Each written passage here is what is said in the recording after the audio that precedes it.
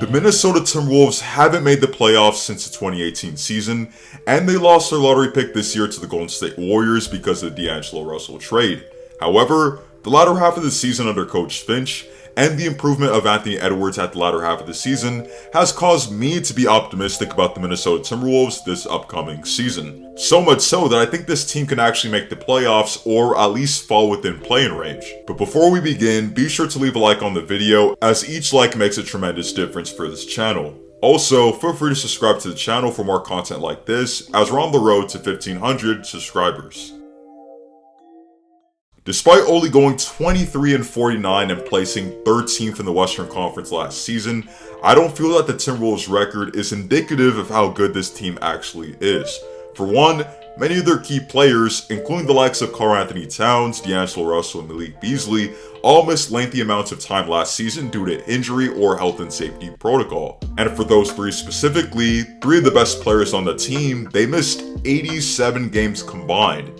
And what is also surprising is that D'Angelo Russell and Cat have only played 25 career regular season games together as teammates. I am in no way or form pinning all the problems that the T-Wolves had last season due to injury, but if your core players aren't on the floor for long stretches of the season, then trying to win games is a tougher hill to climb. Moreover, with these guys presumably healthy, this team is talented enough to vie for at least a top 10 seed in the Western Conference. You have Cat, who's one of the best players in the league and is one of the greatest shooting big men in the history of the game. You have D'Angelo Russell, an effective playmaking guard that shoots well from three and can give you 19 plus points every night. You have the aforementioned Malik Beasley, a 20-point per game scorer, has been highly productive and efficient for the Minnesota Timberwolves since being acquired from Denver.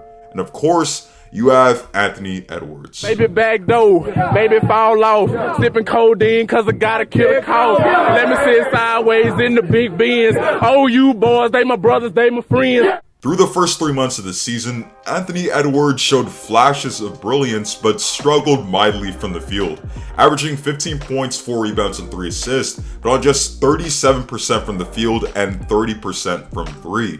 However, Edwards progressively got better with time and flipped the script after the All-Star break, posting strong averages of 24 points, 5 rebounds, and 3 assists on 45% from the field and 35% from 3 on 8 attempts.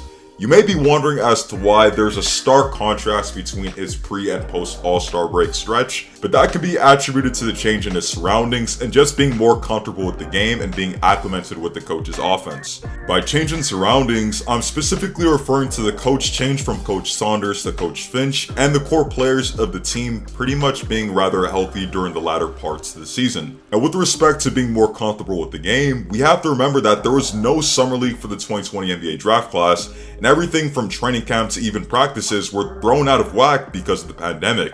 Additionally, growing pains are inevitable with rookies or pretty much anyone entering a completely new environment. Moreover, given the progression that Ant showed towards the latter half of the season, on top of his unwavering confidence, I fully expect him to maintain his high caliber play heading into next season.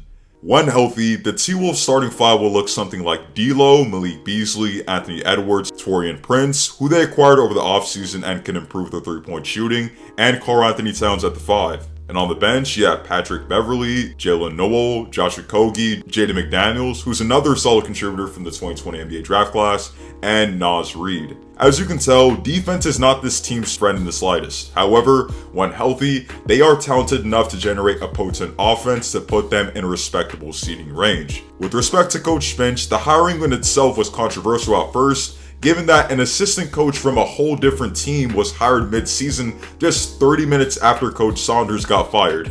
Yeah, an odd situation. Also, the jury's still out on him given the fact that the improvement that we saw towards the latter half of the season after All-Star break can be attributed to the stars just being a little bit more healthy and being available out there, and young guys just getting more acclimated to the league. However, the revamped offense that he's introduced, which centers more on getting better looks for Cat, has paid dividends under his 41-game tenure with the team. And it's also important to note that these changes kind of make sense given Finch's time in Denver with Nikola Jokic. Overall, the Minnesota Timberwolves are a team that many aren't feeling highly of given the shortcomings of last season, but I feel that good health and familiarity can catapult this team into playoff contention.